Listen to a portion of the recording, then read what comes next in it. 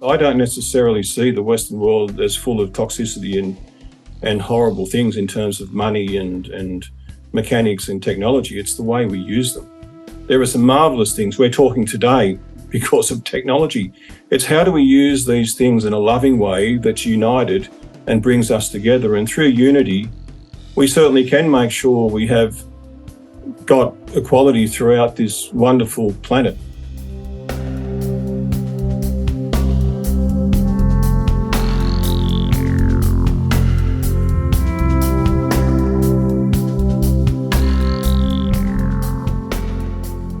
Hi, everyone.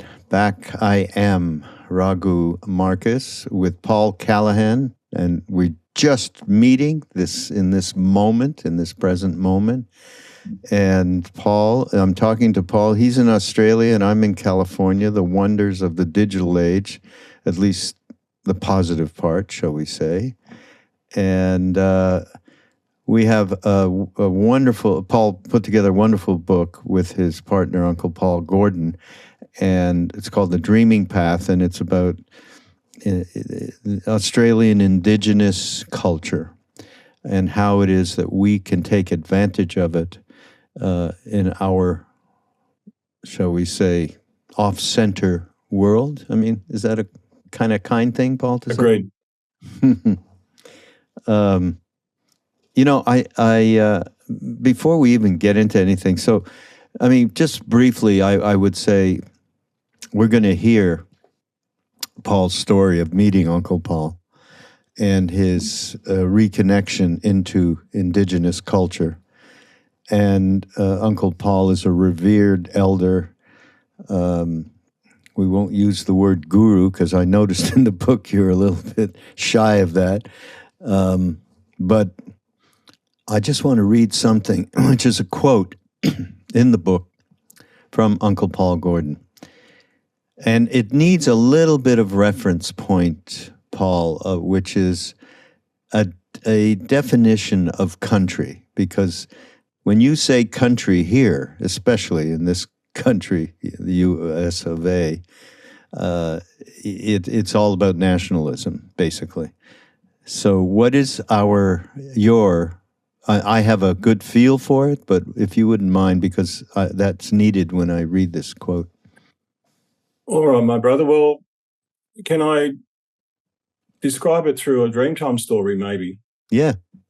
And this will take a few moments, but it's really worth the rest of the conversation because it really will set up a beautiful framework and construct of what Aboriginal ways of knowing, doing and being are. So this is a Dreamtime story, and for those of you that maybe haven't heard of what Dreamtime stories are, Dreamtime stories give a connotation of myth and mythology because that's an English word, Dreamtime, and it goes dreamy, can't be real.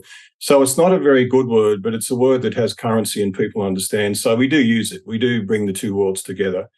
So in our way, it's really a Nyurumpa story, and Nyurumpa is our word for the law and the old ways. And so this story is a creation story.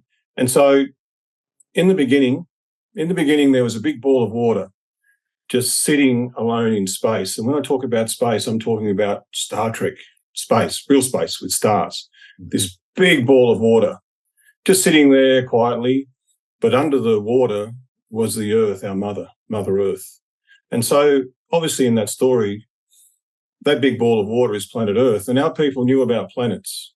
Our people knew about all the cosmos. And so the mother was sitting there just quietly. And then one day, Waway, the rainbow serpent, who was inside the mother's belly, started to wriggle. And the rainbow serpent is a really, really big snake in our law. And the snake started to wriggle, and the mother went, "Oh, I don't feel too well. I feel a bit uncomfortable." And she started to move, and she started to get cramps in her tummy. And Waway moved faster and faster. And she's going, "This has never happened. I'm going to have to move some more." So she started to rise, and she rose.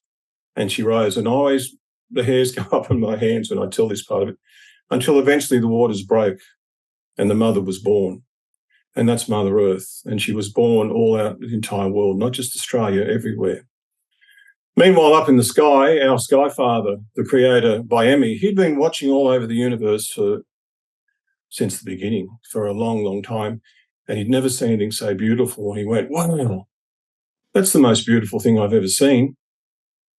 I must go down and find out what that is. And that's what he did. So he was in spirit form. He came to Earth as a man and he walked country. And throughout Australia, we'll have sites we can take you to where there are footprints, and we'll say that's Bayemi's footprints. And he got to know the mother, and it takes time for a relationship, but eventually they became friends. And eventually they fell in love. And he didn't want to leave. But we all have responsibilities. And so sometimes we'll find ourselves thinking, gee, I want to be here, but I've got responsibilities to go there. And so Bayemi had to go back up into the sky. And that's what he did. And he became big again. And to get back into the sky, he had to launch himself from a mountain, and the mountain flattened. So throughout Australia, when you see flat-top mountains, that's where this big story was, where Bayemi stood on top of the mountain and went into the sky.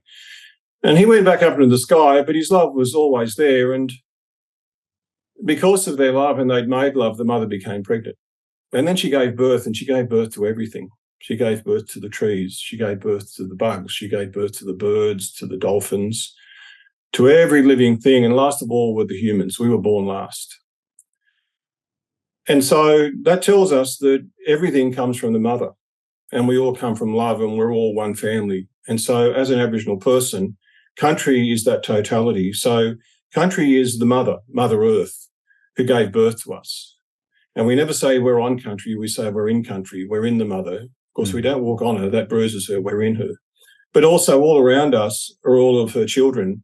So I'm never alone. I can go and sit in the bush or the forest or the nature, and all around me are my brothers and sisters. And when a bird comes, that's my brother or an uncle or a relation. And the old people say, if you really want to learn, go and sit in nature.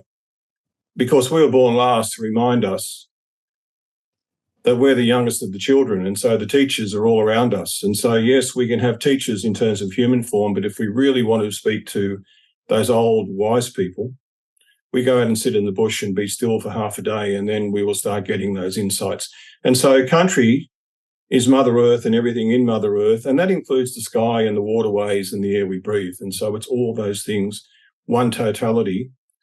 And the last little comment about that is we are one thing. We are one.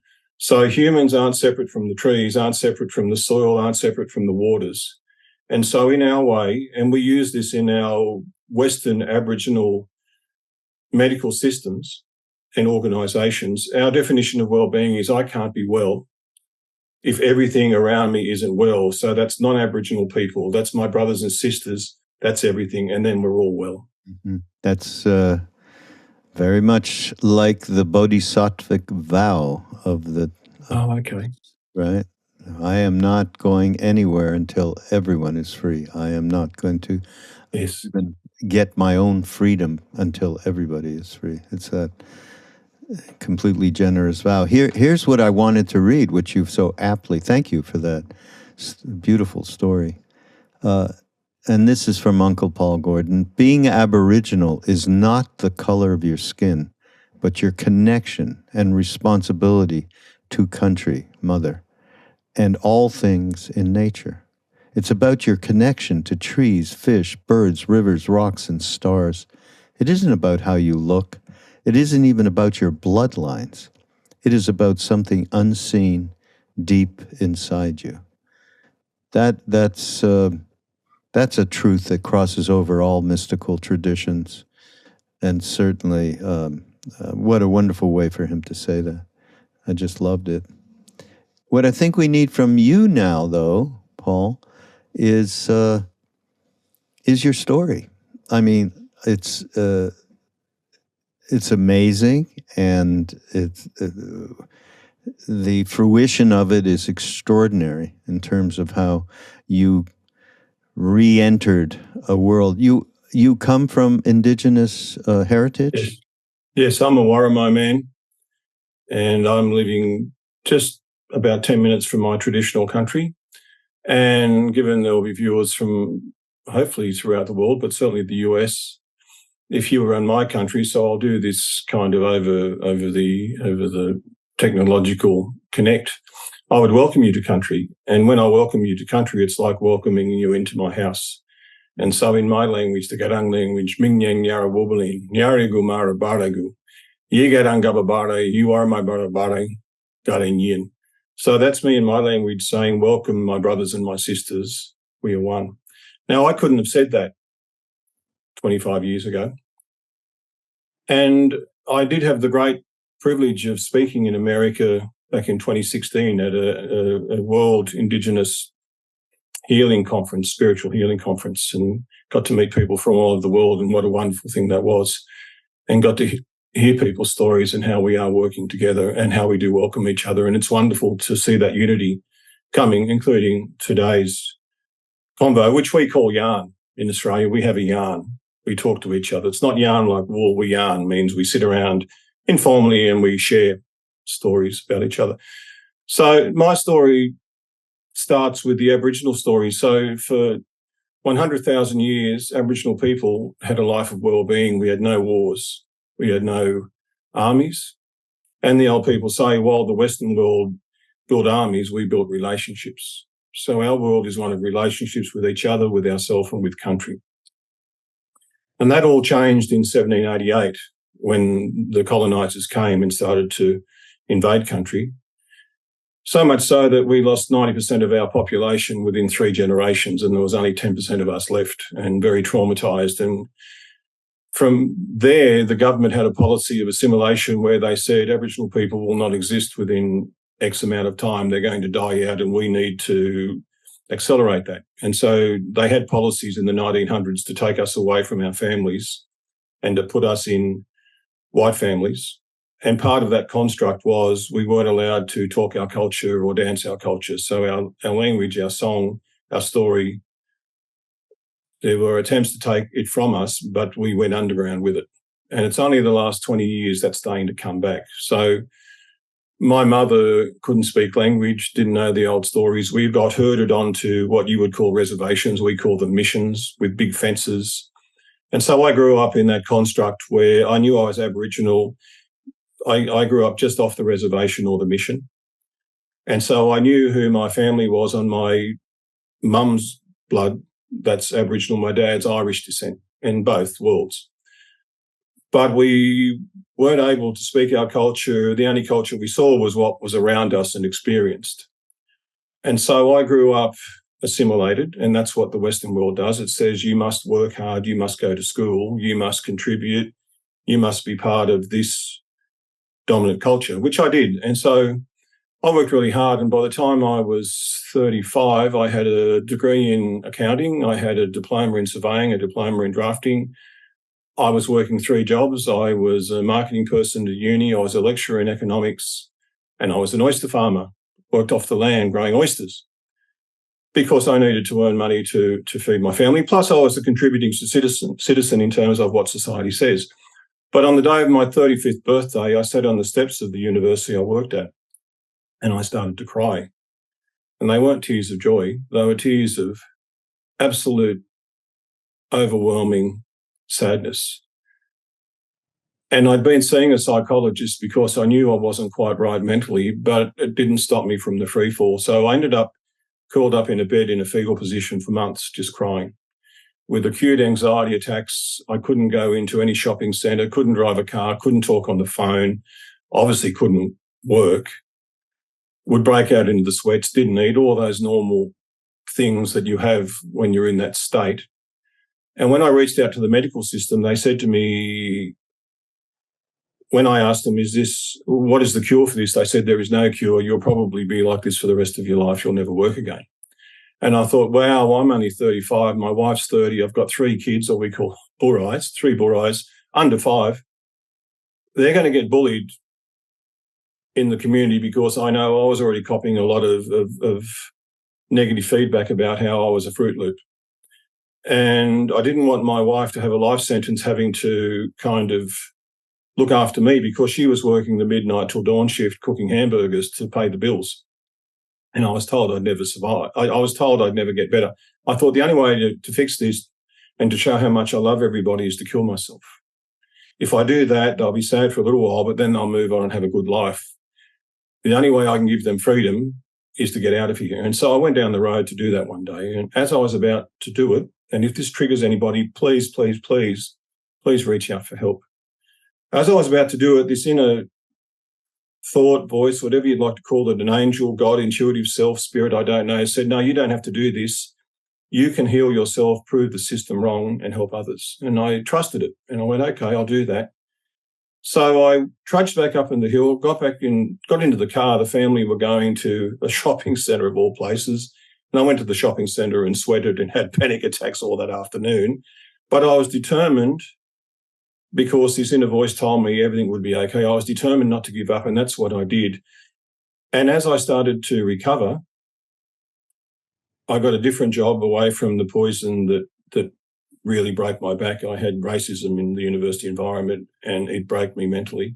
I went to a new place that was nurturing, started to heal, and as fate would have it, connected with someone who said, would you like to come bush with the elders and be given back your culture?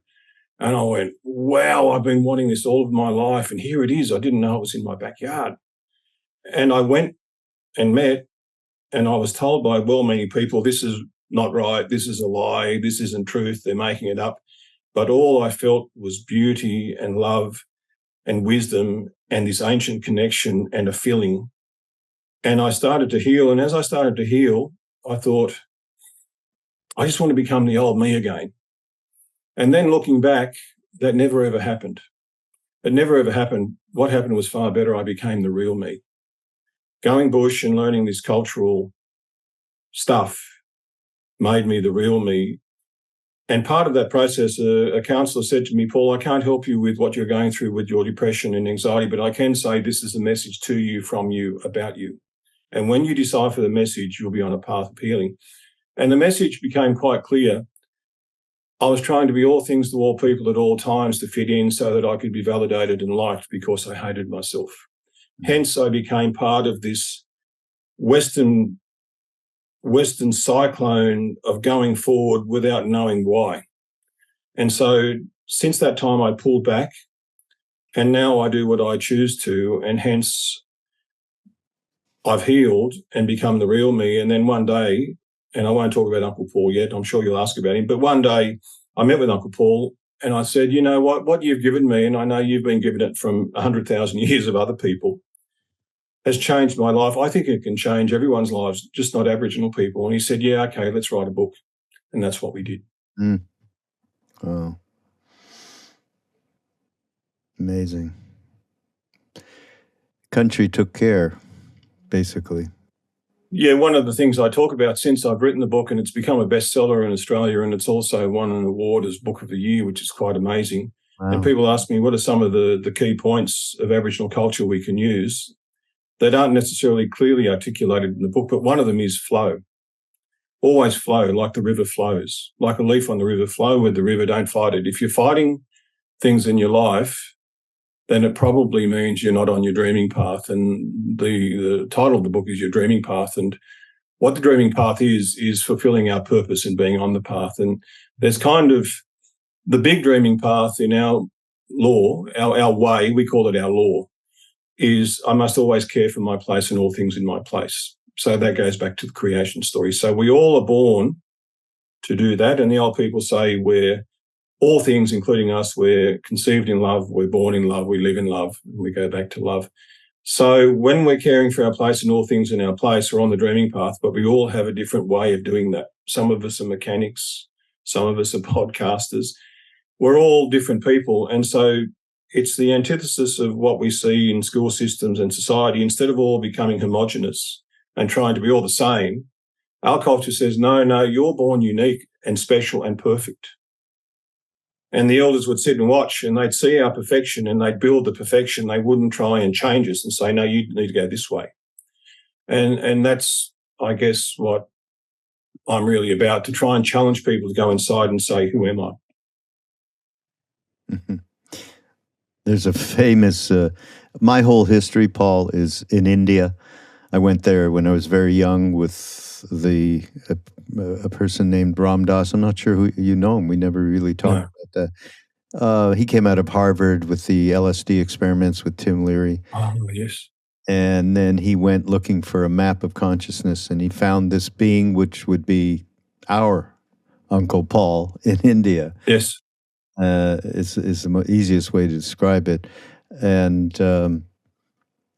there was another amazing saint in India, and his whole thing was around, who am I? He urged people to discover themselves. So that's very much, I mean, there's only one thing going on, as far as I'm concerned, in all of this. The fact that you have had in Australia this huge history of the continuation. Thank God, the 10% that were left absolutely kept that fire burning. Now, I do have something to bring up that I'm sure listeners are going to wonder about themselves. I mean, you described that, long time ago there was a utopia that Indigenous culture created. Mm-hmm. You describe it. And then you say, do you think this kind of world can really exist? And you say most people would say no.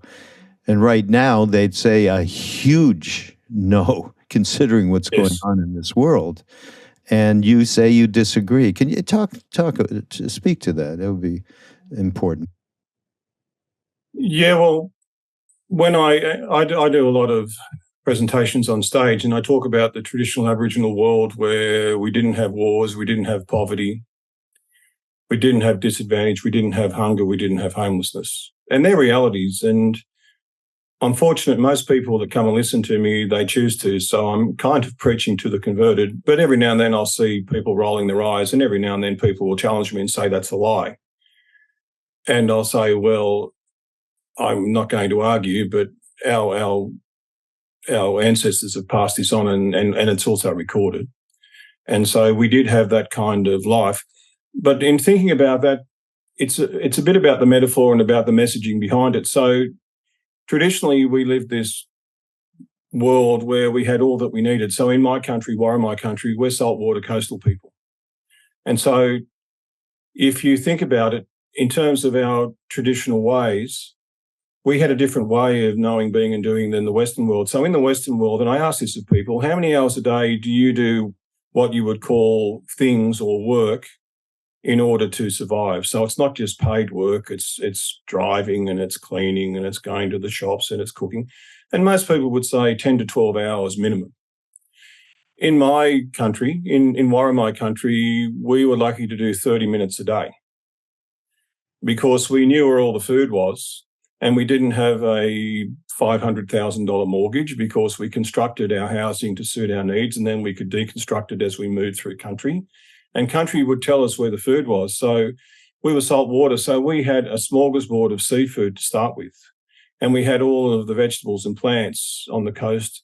And then at certain times we'd go upstream and we'd go up into the mountains when we needed to. So we had all we needed. So we spent most of our time sitting around talking and sharing story and educating and visiting, all the stuff that we had to do when we retire. Aboriginal people did that every day. And yet we were called, and still are called, Stone Age people.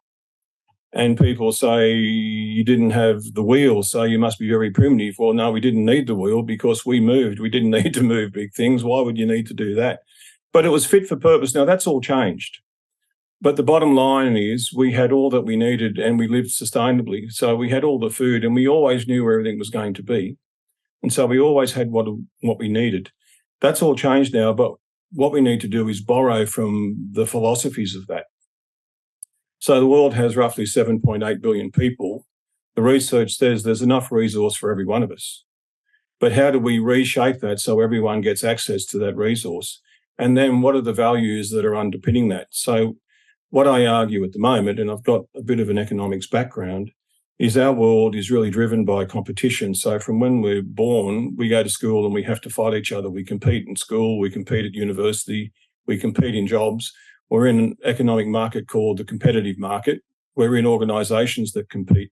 So we're always fighting each other, whereas the Aboriginal world is one of sharing. So this is about responsibility. And what are our responsibilities as human beings to each other? And that is to be loving, respectful, sharing, and caring. So our 4 key values are love, respect, humility, and always share. How can we embrace that in a Western world where we still have to work and we have to earn money and do things, but how do we do that in a way that fulfills our responsibility to care for each other and our place? And then that escalates upwards in terms of our leaders, our political leaders. How do we do that in terms of nations and countries where instead of creating disunity, alienation, and hatred, how do we create love and unity? And it sounds a bit scripted, but these wise sayings are wise because they're truth, and unity is where we find power. And so this world can be achieved, but we have the ability to create this world, but it's about having the desire and want to support the ability. And to do that, we need to demand better of our leaders. When we have a right to vote, we need to use that right really well in these countries where we can. There are other countries that can't. So those that can, we need to demand better of our leaders. And when we demand, it needs to be based on totality, not individuality. In Australia recently, we had a big referendum about whether Aboriginal people were going to be seen or heard in a process in Australia, and the majority of Australians voted no. And it was heartbreaking, but it exposed racism, and it showed that Australia really is bogged down.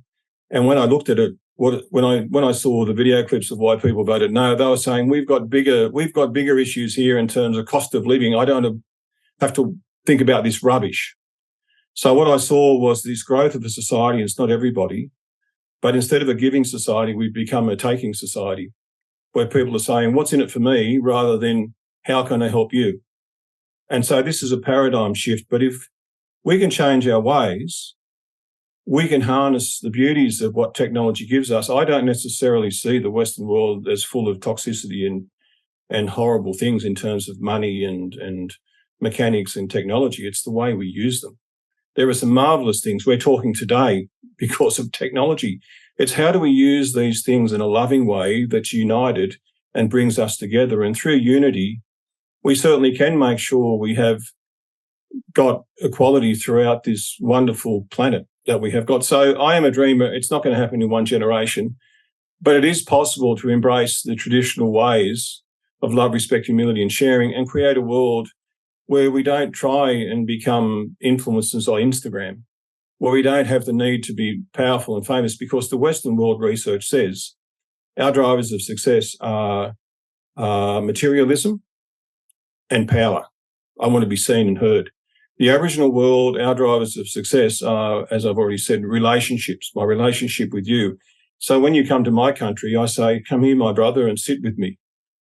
And we become family. And that's the big challenge for Australia, but the world. In Australia, Aboriginal people are socioeconomically disadvantaged in all the indicators. But we are spiritually strong because we have connections to our country and our mother. Whereas non-Aboriginal Australia may be socioeconomically advantaged, but they're spiritually filled with poverty. And so if they connect with us, we can connect them to country, share love, and then they can have something rather than 250 years worth, they can have 100,000 years worth to be part of. And then for me, everyone's Indigenous from somewhere across the world, we connect. And I certainly have a dream of connecting all of the spiritualities and all of these wisdoms across the world, because spirituality isn't a competition. It's not a race to the finish line saying mine is best. It's about complementing and supporting and being together, which is why I love meeting people from across the world that have taken the time to sit down and listen and share their wisdom. So we become part of that circle. Very much so.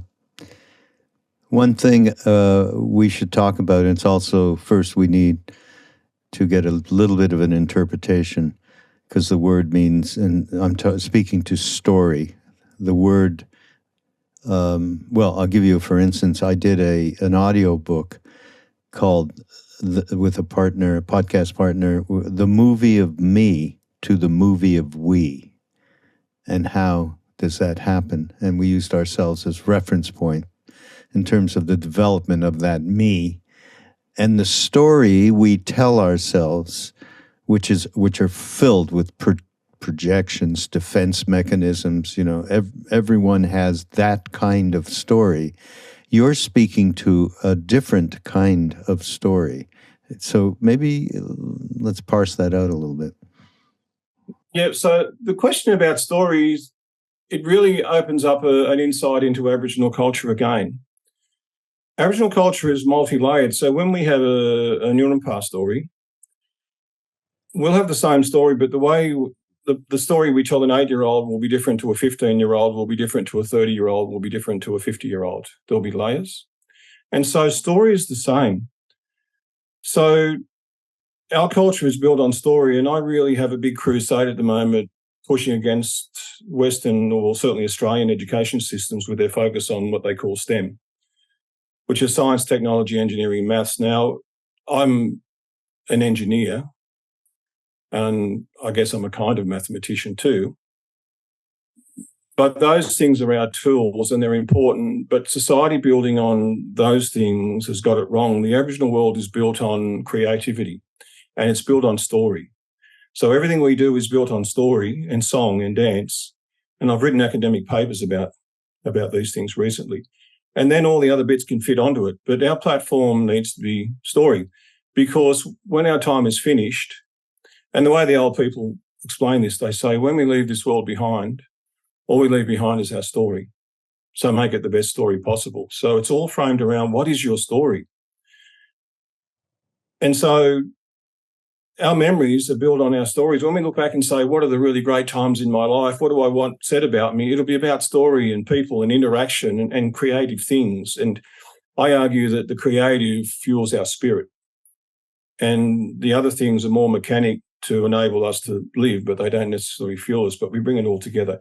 So story can relate to us. And so when I'm talking to, because I'm a consultant amongst other things, and I'll talk to organisations and companies, when a customer comes, whether it's a social service or whatever, they bring them with them a story so far. There's chapters there. And most of those people will say, when you say, oh, what do you think about your story, your life? Yeah, one of failure. I'm very disappointed. I've never achieved what I wanted, because our mind has a deficit bias where we look at the negative of ourselves and knock ourselves. And that's not what our culture is about. Our culture is to say, your story is perfect the way it is. Don't look back with regret and guilt. Embrace it and say, what can I learn from that? If there are things that are still scarring me, and love it and say, what will you give me? And then move on and then write the next part of your story. So that's the individual story. But with companies and organisations, they have a story as well, and then they're impacting on another person's story. So we have in the world all these interrelated stories. And then leaders, in terms of responsibility, they have a responsibility to create great stories around them. And so stories are everywhere. And the important thing is, you and I are talking now 30 minutes ago, I knew your name, but that was it. My story up until this point in time was you just as a name and a character that I'd never met. Now we're talking. So the last 30 minutes, there's all these paragraphs where you're part of my story. And that's a privilege. For you to be part of my story is a privilege. And I'm now part of your story. And the people that will listen to this podcast, we're both part of their stories. And so the question to ask each other when we look at our stories, does our name in that story add to the story, or does it take away? And in the world at the moment, if you look at the doomsday clock, we're 30 seconds from annihilation. So the global story is one of absolute crisis at the moment. How do we turn that around? We start thinking about each other's stories and how we interact and create better stories. And the last thing on that, when we look at individual stories, people think living a good story is being busy. And that's not a good story at all. In fact, it's the opposite. Slow it down and embrace and say, who am I?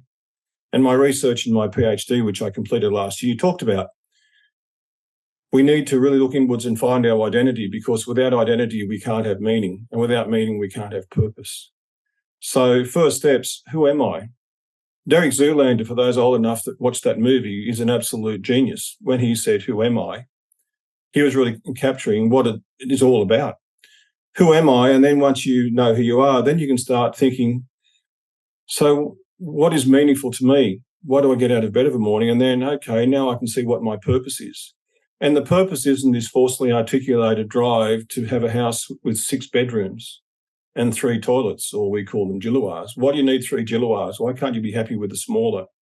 house. So that's our individual story. It's not about being busy. And I do a lot of workplaces where I go and talk to people, and everyone's saying to me they're stressed, they don't sleep at night. And I'll say, I've got to go now, I've got back-to-backs. There's this new term, back-to-backs, that everyone holds up as a badge, saying, look at how many back-to-backs I've got. And I say to them, on your tombstone, do you want to say, here is Raghu, he had more back-to-backs than anyone that I've ever met? Yeah. And people laugh. Yeah. But they're in this competition spiraling downwards to see who can get the most stress from the workplace. And that's not what we're meant to do. We're meant to fulfill our obligations to our families. So in the Western world, we now have to work. I have to work. I have to earn money to pay things. Instead of living on country, I've got to buy a piece of land like everybody else.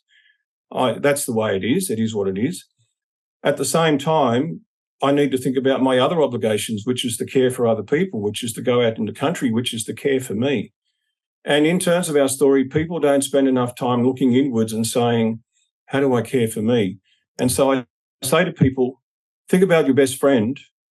And in any given situation, if this was happening, what would you advise your best friend to do? And they'd say, I'd tell them to do this, I'd tell them to do that.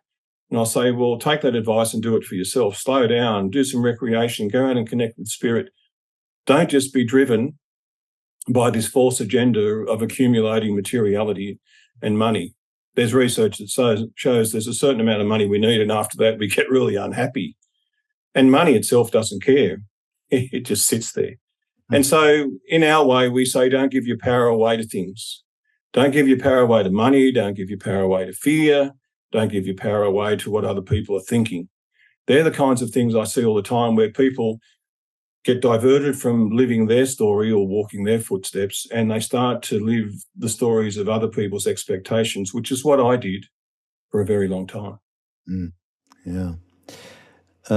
One important thing that you mentioned when you referenced this holy person in India, that he became realized, enlightened through, I'm not going anywhere until I ask that question and get an answer, who am I? And he actually did get one.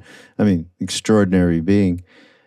And, so then you talked about identity, and most of us are so wrapped up in our identities as to not be able to see the authentic self at all, which is why, the work that we do in terms of this podcast network, the foundation that we have is called Love, Serve, Remember. We encourage people to go inwards and ask that question, who am I? So that there's a reference point for the true being that we all have within ourselves. And the other part that, I got to be in the world, so I got an ego, I got to do this, I got to do that, I fall short, I have all of these recriminations possibly, so that when you have that inner identity, when that comes out, even just a little bit, the rest of it, you are not so hooked on power, hooked on money, hooked on lust, greed, all of it. And so I think that's a very important point, that there has to be, you were fortunate, you were in all of that, and then you got to the point where you were just depressed. You couldn't do anything, you couldn't act. And then mother, I call it country, mother, mother, I understand through my experience in India very much so, took care of you. And you were handed back your tradition, basically. You were handed back also a way in which you could find that who am I and reconnect with that being. So I think that's really important. I love this thing from Uncle Paul. The first thing we have to know before we can help anybody is their story. We have to know the lore relating to their story. That is, we have to know the rules, responsibilities, and obligations relating to their story. Once we know their story, then we can act in love, because we will respect their story and make sure what we do fits in with that story. What we do will be right. But if we don't know their story, we aren't really acting with love, because love includes respect, tolerance, acceptance, and understanding. If we don't know their story, we can do more harm to them than good. That's extraordinary and so apt, particularly, yes. I mean, I won't say that we've got the worst situation here in the United States. There's such, people that are running countries that have taken political power that have absolutely nothing but self-interest in mind. Yep. And we don't, I can't say that, well, we have something pretty onerous potentially happening in terms of someone taking over and really destroying our democracy here. It's possible, and we have to take it seriously. But I say what Uncle Paul is pointing to here is so apt, because, and personally, I have a lot of trouble. Do I interact a lot with people on the opposite side of the political corridor? Not really, because I don't know that I can do it in love. I don't know, that would include respect, tolerance, acceptance, and understanding. This is a very high bar, really, and I think it takes us finding that, going back to who am I, and finding that truer identity, and coming from that place. No. Yeah, and what we're talking about is generational change, really, and being patient. So when I was first introduced to the law, it was a long time ago, and I didn't have grey hair. And I was very enthusiastic, and when we get enthusiastic and we're young, we're somewhat naive and thinking, yes, we can bring the powers of horror down and we can fix all this. What I've realised in my autumn years now is this is generational. So Paul and I, we both now are seed planters. So even though we still get and do these kinds of podcasts and we are trying to be direct agents of change, we put a lot more of our time into the next generations. So we sit around fires and in the bush and we share stories and give them the ability, knowledge and will to continue the conversations and continue this change process over generations, because our observations in Australia is there's a percentage, if you look at the kind of curves of people, there's a percentage of early adapters that we know when we talk to them, they go, yeah, I'm with you. And you would have those. Then you have the fence sitters that are somewhat logical, and if you give them an articulate argument, and it can be spiritually based and others, but they'll go, you know what, that just makes sense. Yeah, I'm on. And so that middle ground, we generally find you might have 25% early adapters, then you might have 30, 40% fence sitters, and you might have 20% who no matter what you do, they're not going to change. We don't even bother. I mean, we're happy to talk to those people, but generally speaking, we don't seek them and they don't seek us, because it is changing. Younger people are coming through with a far broader view of the world, partially because of social media and communications where propaganda is less tolerated, even though we can argue social media is a propaganda tool. Young ones are questioning. I know my kids aren't very good at knowledge recall, but they're really good researchers. We'll sit there and see something and they'll go, oh, there it is. That's what that person is. And so let's give credit where credit due. They're really brilliant researchers. And so rather than shake my finger and say, back in my day, I knew my multiplication tables, which I still do, and they're good. There's these other things, and we all work on our strengths and our weaknesses. So what we're seeing is generational change, certainly in Australia with the referendum again. When you look at the demographic breakdown of who voted where, the younger people all voted yes because they support social justice, they support environmental awareness, all those things.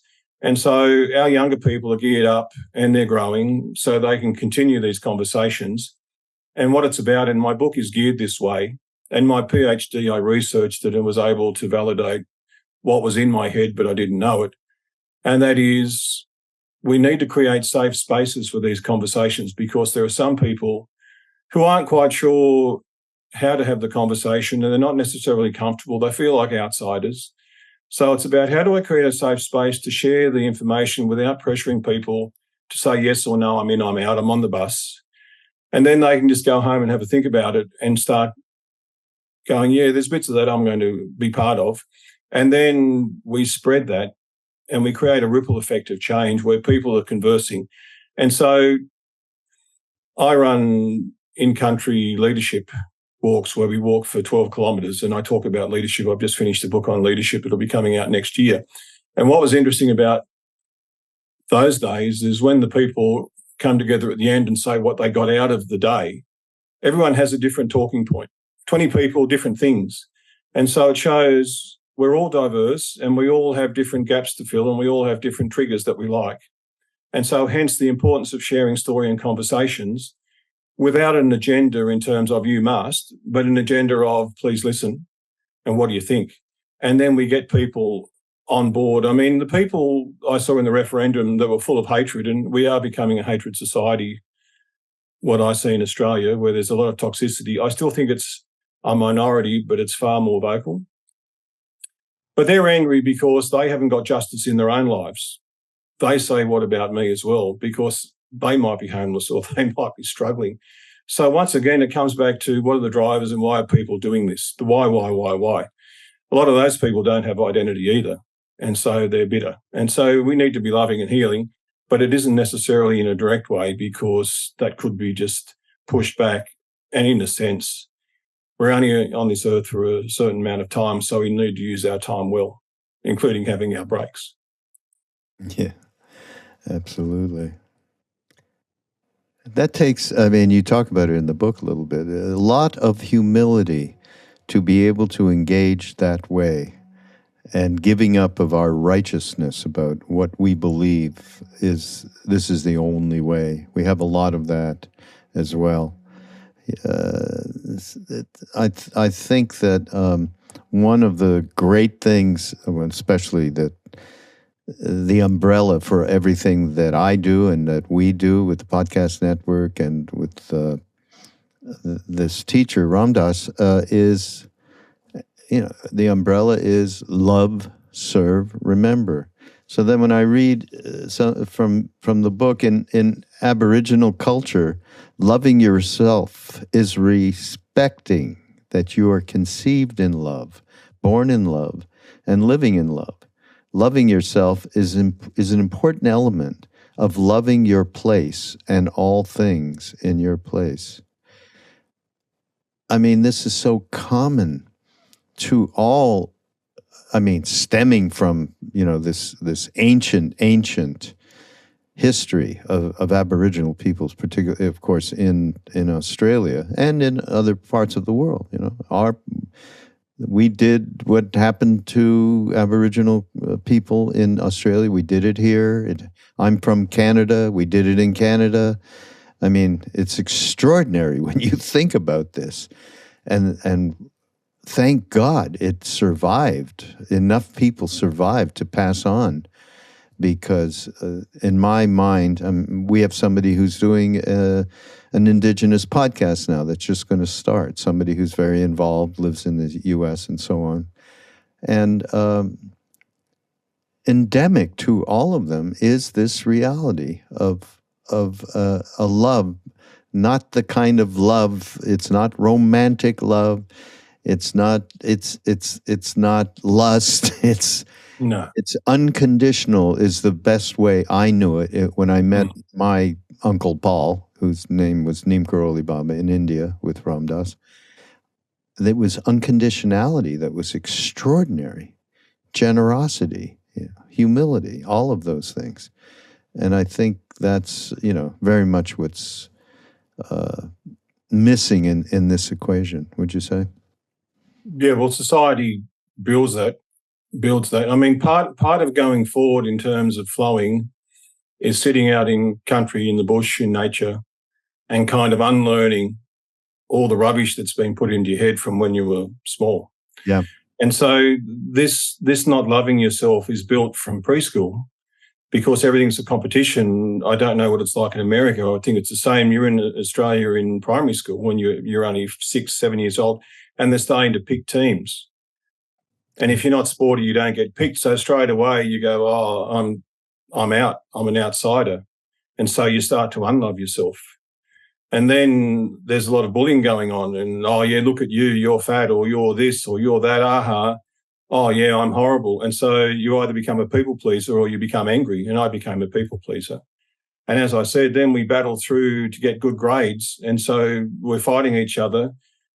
And we're always comparing ourselves. And part of what you've just read about, we're born in love and live in love, what that's about is you don't have to prove yourself to anybody because you're born in love, you're born perfect. You have an obligation to learn and grow.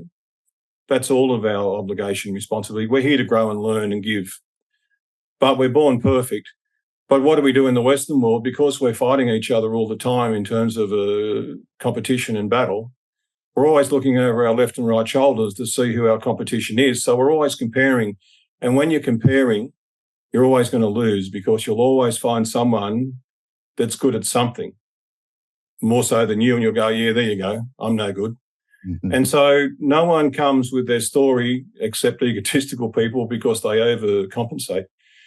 Most people come with their story full of regrets saying, yeah, I'm not good enough, I'm a disappointment to what I thought I'd be when I was a child, rather than say, my story has brought me to where I am. And I guess an example for me is when I recovered from my breakdown, I re-engaged with the workforce in education, and in 17 years I became a CEO, which is unheard of. Normally you have to be around for about 30 years. No, actually in 12 years I became a CEO.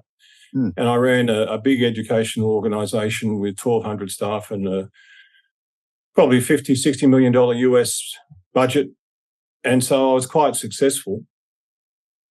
And then I got headhunted into a more senior role where I was the most senior Aboriginal or Indigenous public servant in New South Wales, which is a really big state, where you could say, wow, you've hit the top of the tree here. But I found it was very toxic. And because of my value systems, once I realised that, it took me a while, but I basically left and started from scratch with no career going, I've got to walk my footsteps and be me. That was 10 years ago. Oh. Since I took the plunge 10 years ago, I've completed a PhD. I've got a best-selling book that's won an award. I've got a consultancy where my son and I've had to bring him in to help me, where we're doing big analytical reviews that are making huge authentic changes to the way things are done for our people. And so I could never have predicted any of that happening 10 years ago, and yet here it is, because I stood by what I believed in and trusted it. And it took me to these places, including talking to you. This wouldn't have happened had I stayed in my senior public service role. So this is about going into your intuitive self, seeing who you are and trusting those decisions, but doing some forensics and saying, why am I feeling that I need to suddenly give this all up and buy a drum kit? You need to go, why am I doing that? Because I noticed that you've got a musical background. I used to play the guitar in cafes, and you're never going to pay the bills with that. But gee, it feels good, you know. So it's about living in those different worlds, saying, well, here's what I feel. And it's trusting, but also going why. Whereas now my intuitive connection to my gut feel is so strong, I don't even have to go and do the forensics. I just get a feeling and away I go and bang, and I know it's right. Mm. Resilience, another topic that you bring up. I like to talk about it a lot myself because it takes some resilience to go with the ebb and flow of what is life. And, that's definitively part of it. And the other part of it that we should bring up, which is, again, something, you have so many things in this book that are just leap out as, oh, yeah. Right. Yeah. Right. Actually, I'll tell you this little story. When I went to India and I met this being, my Uncle Paul, we'll call him, all he said was, there's only one thing happening. One. And in Hindi, it's sabek, all one. It's all one. The Hindu God Krishna, the Christian Jesus, the Mohammed, there's only one thing going on. That was my introduction. So as I read through about, the incredible interwoven nature of what we are and what this planet is and how we are woven within it. I mean, it's just, it's very, it leads to some optimism, Paul. It does. Yeah. And we'll get there. But the paradox is, if I'm greedy, I'm hurting myself. Because if I'm greedy, I'm taking away from someone else. So therefore they will suffer. And if they suffer, I can't be well. So, but tapping back into resilience, we all know what it is, but people get confused. So resilience is the ability to flow and then take a hit the canvas, be knocked down, hit a pothole, or face a challenge, and then at some point you bounce back and you're back into the game, and you bounce out of bed of a morning going, yep, I'm back in the game. That's different to endurance. So a lot of people get caught up in endurance, but they think it's resilience, and so they become very stoic. Yeah. And they go, hey, I'm resilient, but they're not. They're stuck in endurance, and we can't run a marathon every day. Most people I see that think they're resilient, they're actually not. They've got themselves seduced into a place of endurance and they don't know it. So the first thing to be aware of is that I'm actually in endurance now. And how do you know that? Resilience is when you bounce out of bed of a morning going, yep, I'm into it. Endurance is, oh my God, only another 40 years and I'm out of here. That's endurance. But being Aussies and Aboriginal, we tend to have a lot of laughing and jokes. So I've come up with the underpants test of endurance versus resilience, which I talk about on stage, because people will listen to say, what's underpants to do with anything? But you would get this in America in winter because, it can be damp and dark and really, really cold. So this is a test like in winter, you get up to go to work of a morning and it's still dark and you get your underpants and they're in the dark, so you just put them on and you realise they're on back to front. Mm-hmm. Now, if you're resilient, you just pop them off, turn them around, and off you go for the day. But when you're stuck in endurance, you just go, oh, well, that's the way it is. And you spend all day in discomfort because you're in endurance. Right. And the joke I make when I'm in conferences is there'll be 10% of the crowd go to the toilet to check out which way their undies are facing. So the underpants test is a wonderful kind of way to think, do I just put up with, or do I churn around and say, no, that won't stop me, I'm back into it? Because we all face storms in our life. We all face the storms. It's about how do we manage the storms? How do we manage our challenges so that they don't keep us down? Every now and then we're going to get down. My mother passed away 6 months ago. Absolute worst time of my life. And I cried yesterday. I cried now. But how do we face these storms? And they're not easy, but that's the biggest storm ever in my life. But I'm so thankful that I had her for 63 years, the most kind, giving, beautiful person that me and others have ever met. And so I say to myself, how can I live in her honour? Because she's not here and that's really, really sad. But what's the silver lining? It is I got to know her, and what do I have in me from her so I can be part of her story, And so that's how we face our storms. That's resilience versus going inward and just saying, well, life sucks and I'm just going to hate everybody. Yeah, right. Yeah, perfect. Well, we're at the end of our chance to get to know each other, is what I call it. These podcasts are beautiful that way. But I do want to, I want to read something closing from the book, and again from Uncle Paul. I mean, he needs to be represented here, which he is throughout this book, but in this podcast. Yes. And it's about balance, which is, again, a tremendous subject that we share, a theme that we share out a lot. Nature, if left alone, will always find balance. Night and day, the seasons, birth and death, everything is in harmony. Traditional Aboriginal society lived in harmony with the land. We ensured balance in all we did by looking at and listening to the land. If we don't look and listen to the land, we create imbalance, we create disharmony. If we don't look and listen to each other, we create imbalance, we create disharmony. If we don't look and listen to ourselves, we create imbalance, we create disharmony. To live a good story, we must find balance and create harmony in our lives.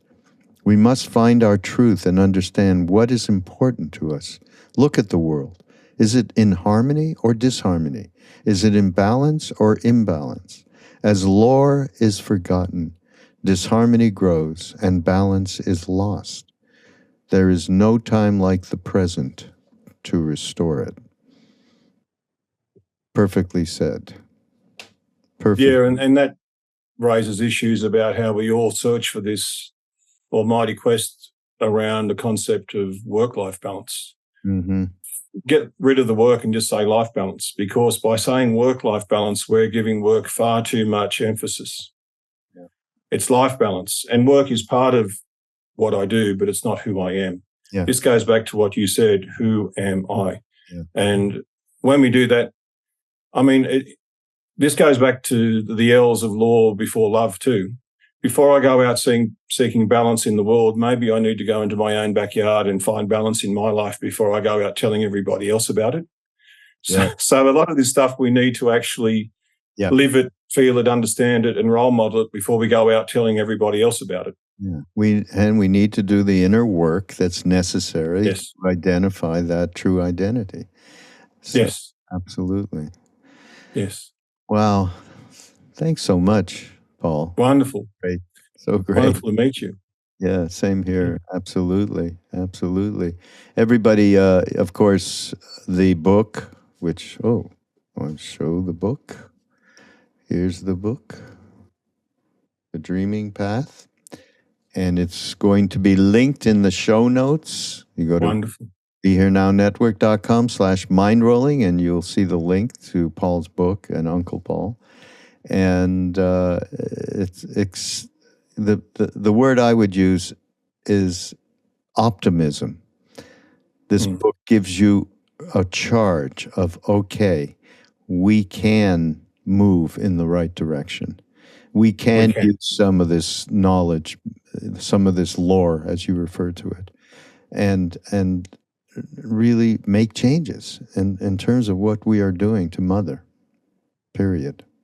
So yeah, I'll finish with a definition of leadership that's in this book and in my new book, and that is the Western view of leadership is an ability to lead a team of people to achieve delineated outcomes in a given time frame, which is very narrow. The Aboriginal definition of leadership is to fulfill my responsibilities to care for my place and all things in my place for my children's children's children's children. And so that's why this book is focused on strength-based optimism, because it's not about us per se, even though we want to have a life of contentment. And that's what the book's about, how to live a life of contentment. It's about what are we leaving for our children's children's children's children, because that's what our story is about. What are we leaving for those who are coming ahead of us in terms of setting them up so they can live a good story? Yeah, absolutely. Absolutely. Well, we'll have to do more of this, Paul, somehow. Actually, what I have to do is, where are you in Australia, by the way? I live in a city called Newcastle, about 90 minutes north of Sydney. Paul and I are hoping, if the book has enough reach in America, we're hoping to come over there. And do talks, because this isn't about sales, it's about sharing our message for a world audience to connect all of us. And so we're very keen to do that. And there are more books coming out. There's a book coming out for 8 and 9-year-olds later in the year. So it's built on fiction and Dreamtime stories, but so young people can start feeling stronger about themselves. And then I've got a book on leadership coming out, or me and Uncle Paul have next year. Right. Well, you must get in touch with us, if you plan to come over here. Absolutely. Wonderful. That'd be wonderful. To help support. Everybody, we'll see you next week. This is Mindrolling. Go to BeHereNowNetwork.com, and we have a whole plethora of engaging and wonderful teachers and presenters and podcasters. And we shall see you next week. Thanks, Paul. Bye-bye.